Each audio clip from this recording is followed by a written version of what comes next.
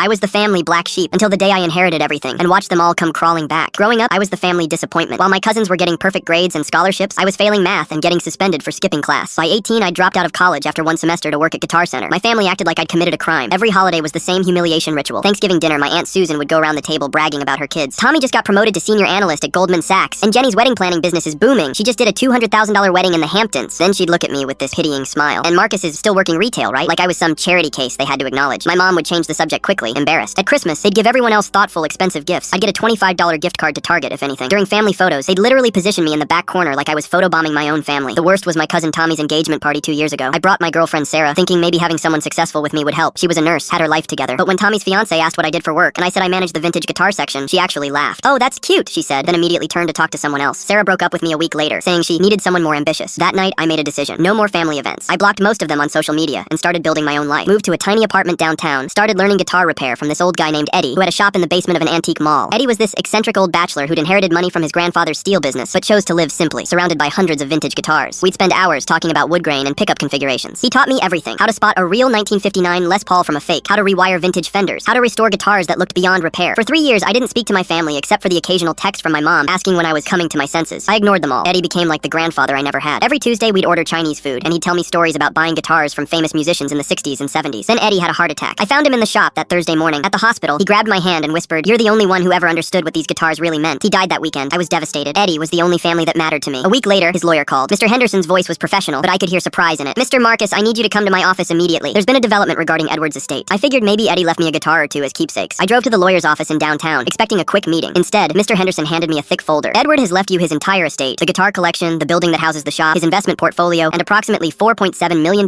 in various accounts." I literally couldn't speak. Eddie had never mentioned money, investments, anything. He lived like he was barely scraping by. Turns out his grandfather's steel company had been worth way more than anyone knew, and Eddie had been quietly investing for decades. "There's also this," Mr. Henderson said, handing me a handwritten letter. "Marcus, you're the only person who ever saw these guitars as more than dollar signs. You understand that a 1952 Telecaster isn't just wood and wire? It's 70 years of music history. Take care of them. Take care of yourself. You're worth more than your family ever realized." Eddie. I sat in my car outside the lawyer's office and cried for an hour. Within 48 hours, somehow word had gotten out. My phone started buzzing with texts I hadn't seen in 3 years. Cousin Tommy. "Hey man, heard about your inheritance. We should grab dinner soon. I've got some investment ideas." Aunt Susan. "Marcus, honey, I've been thinking about you so much lately. Would you like to come to Sunday dinner this week?" My mom called, sobbing. "I'm so sorry we didn't support your passion, sweetheart. I always knew you were special." Even Tommy's fiancé, who'd laughed at my job 2 years ago, sent a Facebook friend request with a message. "I feel terrible about how we lost touch. Would love to reconnect." The most pathetic was my ex-girlfriend Sarah. She texted, "I saw the news about your inheritance. I never stopped thinking about you. Maybe we could get coffee and talk? Next weekend is my mom's birthday party. For the first time in 3 years, I'm invited. Actually, I'm not just invited, I'm the guest of honor. Mom wants to celebrate my success and bring the family back together. I'm going, but not for the reasons they think. I'm going to honor Eddie's memory by showing them exactly who I am now. Sometimes the black sheep becomes the shepherd."